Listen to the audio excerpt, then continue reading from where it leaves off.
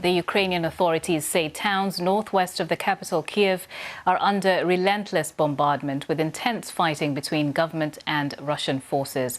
The heaviest fighting is said to be focused on suburbs just 25 kilometers northwest of Kyiv. Meanwhile, a new temporary ceasefire to evacuate thousands of civilians in the besieged southern city of Mariupol appears to have collapsed after just hours. This is the second day in a row that it's failed. Our correspondent Charlotte Gallagher in Ukraine has the latest for us.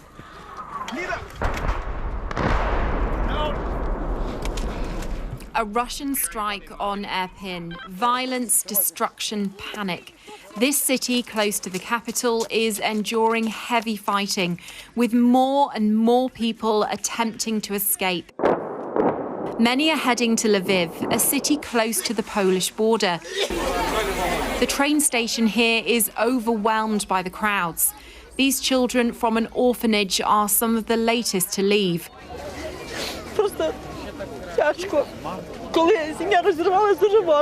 For one of their carers, it's just too much. My heart is being torn apart, she says.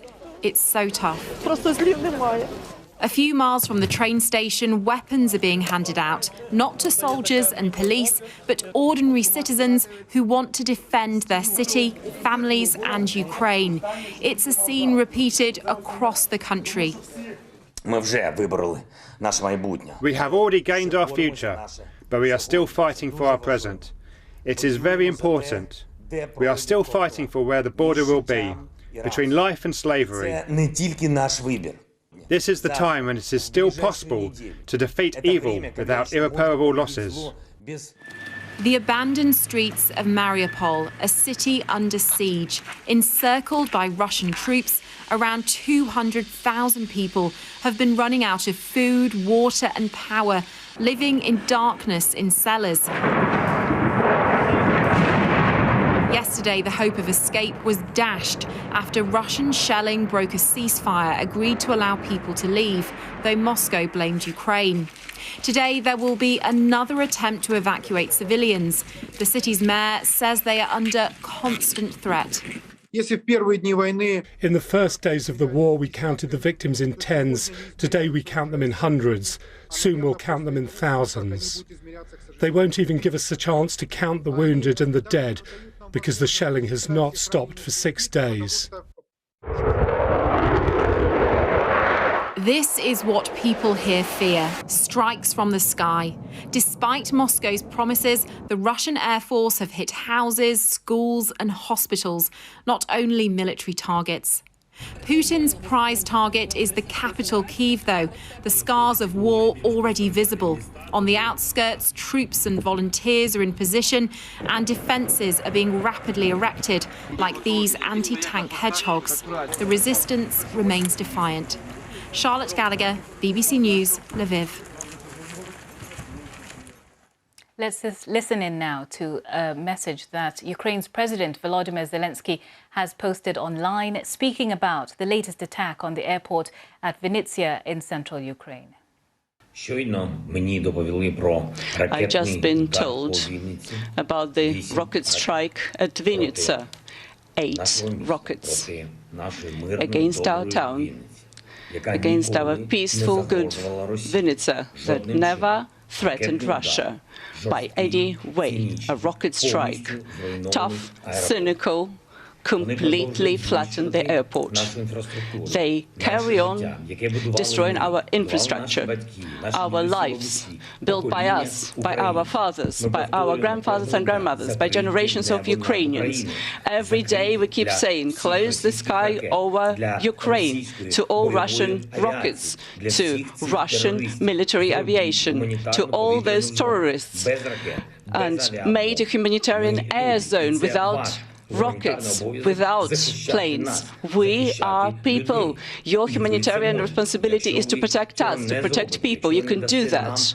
If you don't do that, if you won't at least give us planes for us to be able to protect ourselves, that only one conclusion could be drawn. You also want us to be very slowly killed. And that is the responsibility of global politicians and Western leaders from today and forever. Well, the American Secretary of State, Antony Blinken, has said the United States is considering a deal which would involve Poland supplying Ukraine with fighter jets. Yesterday, President Zelensky appealed to the US Senate for Russian-made planes, and that's because his military knows how to fly them. Our diplomatic correspondent James Landell tells us more. What Ukraine wants is more air cover, more planes like these keeping the skies free from Russian attacks. And so now there's a plan for the West to give more jets to Ukraine for its own pilots to fly. America's top diplomat was visiting Moldova today, where he confirmed Poland might give some of its warplanes to Ukraine and get some American fighter jets in return. We're looking actively now at the question of airplanes that Poland may provide to Ukraine, and looking at how we might be able to backfill should Poland decide to produce those, supply those planes. What Ukraine says it really wants is a no-fly zone enforced by NATO in an attempt to slow the Russian onslaught on its cities. But NATO's said no, fearing it would trigger a wider European war. Most of the destruction is coming from artillery. It's not coming from Russian aircraft. And then if we were to police a no-fly zone, it means that we'd probably have to take out Russian defence systems, and we would have NATO aircraft in the air alongside Russian aircraft, and then the potential of shooting them down, and then that leads to an escalation. And amid the fighting, the diplomacy continues. This morning, Israel's Prime Minister briefed his cabinet on his talks yesterday with Vladimir Putin. Even if the chance is not great, and as soon as there's even a small opening, I see this as our moral obligation to make every effort. And all the while, the flow of refugees out of Ukraine continues to grow. Today, the United Nations High Commissioner for Refugees, Filippo Grandi, said they number more than 1.5 million people, what he described as the fastest growing refugee crisis in Europe since World War II. I think help of other countries is very important for us, really. It's really good. As Western economic sanctions begin to have an impact in Moscow, Visa and MasterCard announced that they would cease their operations in Russia. Banks in Russia insisted that cards issued by them would continue to work. James Landell, BBC News.